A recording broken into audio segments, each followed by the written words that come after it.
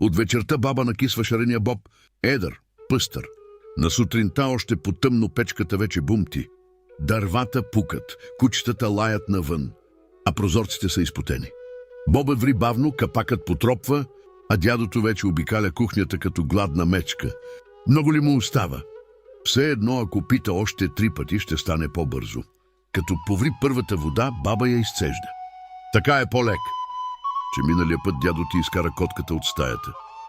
После налива нова гореща вода и бобът пак къкри.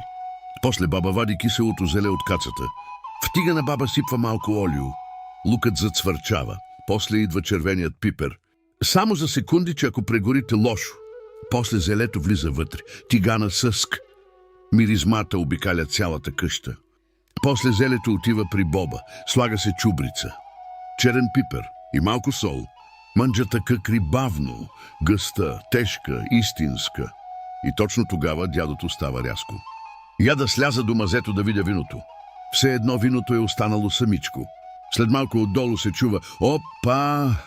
Баба само въздиша. Пак дегустира. След 5 минути дядото се качва с огромна стъклена кана червено вино. Каната изпотена като прозорците, а дядото още по-изпотен. Внуците се смеят. Някой вече топи хляб. Баба сипва боба, а дядото още прав стои. Само да опитам дали е топъл. И изяжда половин купа до печката. После почват историите за младите години. За времето, когато не е имало много, ама е имало всичко важно.